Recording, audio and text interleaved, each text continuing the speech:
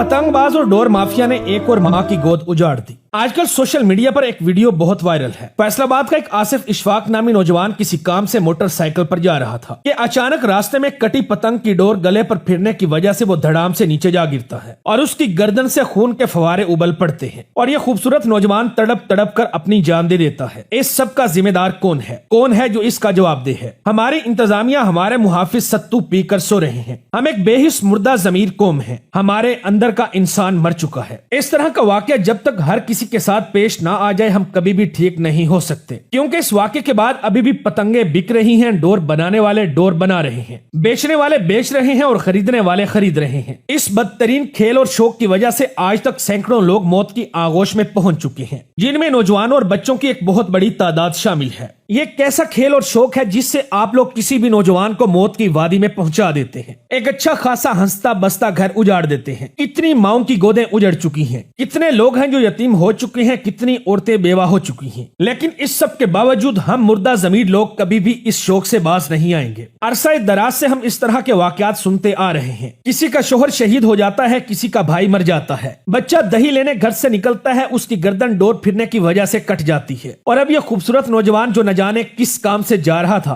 कि अचानक से गले पर डोर फिरी और ये तड़पता हुआ चंद लम्हों में अपनी जिंदगी की बाजी हार गया। हम लोग हैं कि अपने शौक पूरे करने से बाज नहीं आते। हम ये तक नहीं देखते कि एक पतंग को उड़ाने के शौक से एक पूरा हंसता बसता खानदान उजड़ जाता है। फैसलाबाद से ताल्लुक रखने वाला आसिफ नामी ये लड़का एक खूबसूरत नौजवान था जिसकी ईद के चौथे दिन शादी होने वाली थी, लेकिन पतंगबाजी के शौक ने इसकी माँ की गोद उजाड़ दी, इनके घर में सफ़े मातम बिछा दी। इस गंदे गलीज तरीन शौक ने इस खूबसूरत नौजवान को शहीद कर दिया। नाज़रीन, आप लोगों को मेरी तरफ से एक छोटी सी दरखास्त है कि खुदा के लिए आप जब मोटरसाइकिल पर बाहर निकलें तो तमाम तर हिफाजती इकदामात करके निकलें। अपने सर पर हेलमेट पहनकर निकलें। ये मत सोचें कि लोग मजाक उड़ाएंगे कि इसने हेलमेट पहन रखा है। मजाक तो तब उड़ाएंगे जब अगर आप जिंदा रहेंगे, क्योंकि जिंदगी सिर्फ एक बार मिलती है। इस नौजवान को देखकर दुख होता है कि कितना खूबसूरत नौजवान था। इसकी माँ के दिल पर क्या बीत रही होगी। इसकी माँ का दुख मैं और आप किसी भी सूरत नहीं समझ सकते। इसकी बहन पर क्या बीत रही होगी, इसका हम अंदाजा भी नहीं लगा सकते। इस नौजवान ने घर जाना था जिसकी माँ इंतजार कर रही थी कि मेरा बेटा थोड़ी ही देर में आने वाला है, मगर ये अपने घर ना पहुंच सका। पतंगबाजी के इस गलीज तरीन शौक की वजह से यह खूबसूरत नौजवान चंद ही लम्हों में अपनी जिंदगी की बाजी हार गया। कौन है जो इसका मदावा करेगा? हमारी इंतजामिया क्या कर रही है? पतंग माफिया और डोर माफिया अब भी सरेआम दंदनाता फिर रहा है और खुलेआम इन चीजों को फरोख्त कर रहा है, मगर कोई पूछने वाला नहीं। नाज़रीन, मेरी आप लोगों से हाथ जोड़कर दरख्वास्त है कि अपने इस शौक को खत्म कर दीजिए, इसका बाइकाट कीजिए, ताकि दोबारा फिर से किसी माँ की गोद ना उजड़े, किसी बहन का भाई ना चला जाए, किसी का हंसता बसता घर ना उजड़ जाए। और इस वीडियो को ज्यादा से ज्यादा शेयर करें ताकि लोग इस वीडियो को देख और सुनकर अपने इस मौत के खेल से बाज आ जाएं।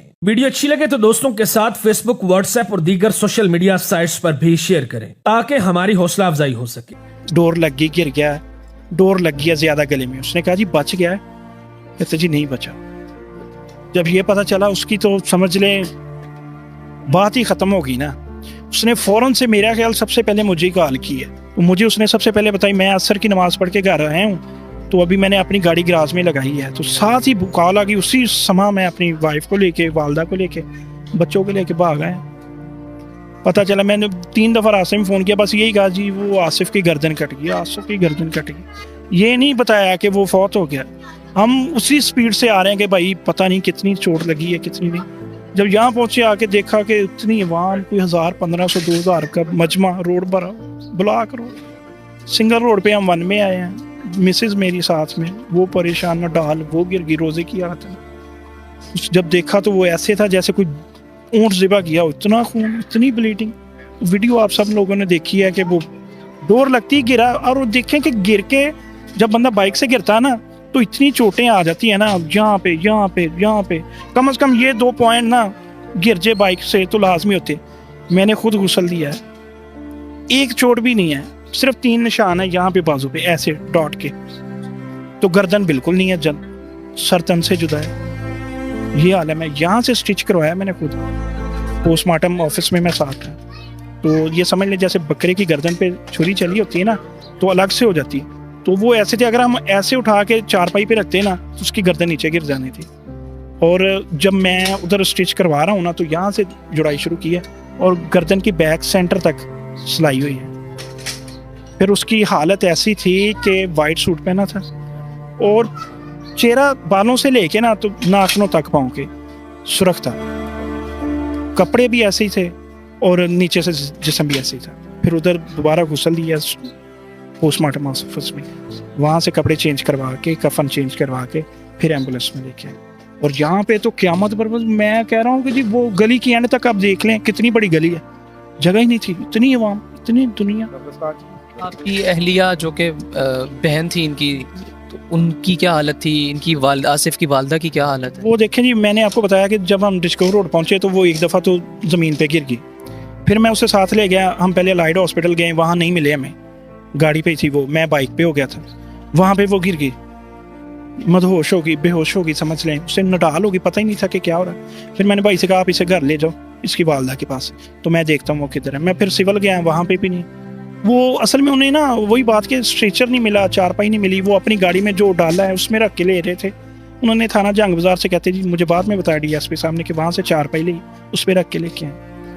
وہ آپ یقین نہیں کر سکتے, ہم 3 دن سے بیٹھے ہیں, پتہ نہیں کہاں کہاں سے دنیا آ رہی ہے اور رو رہی زاروں کو تار. ان کے بچے, مائیں, بہنیں ساتھ آ رہی ہیں, ہسبینڈ ساتھ آ رہے ہیں, بھائی ساتھ. کل میرے پاس لاہور سے ایک بھائی آیا, تو وہ کہتا ہے میں اکلوتا بیٹا ہوں اپنی ماں کا, ایک بھائی ایک بہن ہے. تو کہتا میں نے ویڈیو دیکھی, مجھ سے برداشت نہیں ہو سکی. میری ماں نے کہا یار لاہور سے فیصل آباد 2 گھنٹے کا سفر آپ جاؤ. وہ کہتا ہے کل میں اسی کام کے لیے وہ رات کو 9:30 بجے میرے پاس آیا ادھر ہمارے پاس. وہ کہتا ہے جی مجھے سکون نہیں مل رہا تھا. وہ آیا, ملا ہم سے 10 منٹ بیٹھا, 15 منٹ دعائے فاتحہ کی. کہتا جی اب مجھے کچھ سکون ہوا ہے, اب میں سانس لے سکتا ہوں اس ٹائم. یہ دوسروں کو غم ہے تو آپ دیکھیں جو گھر والے ان کا کیا حال ہوگا. پھر اس کے بعد کل ایک بچہ ہے, وہ کہتا ہے جی میں امبرائڈری کا کام کرتا ہوں. وہ تقریباً ہوگا 17-18 سال کا, 20 سال ہوگی. وہ ادھر آگے رونے لگ گیا, اس نے کسی سے نہیں ملی, دعا بھی نہیں کی, زاروں کو تار رو رہا. کہتا مجھے سمجھ ہی نہیں آ رہی, میں صبح سے ویڈیو دیکھی کہ کس ٹائم شام ہو مجھے چھٹی ملے, میں جا کے مل کے. وہ اٹھا, ہم نے اسے اپنی والدہ سے ملوایا کہ یار ملو. والدہ سے ملا, اسے تسلی ہوئی, والدہ کو کچھ تسلی ہوئی, پھر جا کے کہیں ہو گیا. کہتا جی میں انشاءاللہ لازمی آپ سے ملنے آیا کروں. ہمیں ایک آصف ہم سے چھینا, پتہ نہیں کتنے آصف ہمیں ملے, لیکن آصف اصل والا نہیں مل سکتا. یہ سین ہوا پڑا. اس کی شادی بھی تھی عید کے شادی, عید کے بعد شادی. ان کی اس فیملی کا کیا, اس کو دیکھیے جی دونوں پہ قیامت برپا ہے. فرسٹ کزن ہے دونوں, آپس میں کزن ہے دونوں, کوئی ایسا سین نہیں ہے. پریشانی کے عالم میں دونوں ڈوبے پڑے ہیں. وہ بھی پریشان ہے, یہ بھی پریشان ہے. پریشان کیا ہے, برباد ہو گئے. ساری تیاریاں ہیں, کوئی ایسا سین نہیں ہے کہ جس کی تیاری نہ ہو. مریم نواز صاحبہ اس سارے واقعے کے بعد آپ کے گھر تشریف لائیں, کیا بات چیت ہوئی, کیا انہوں نے آپ کو یقین دہانی دلائی, کیا آپ نے مطالبہ کیا ان سے؟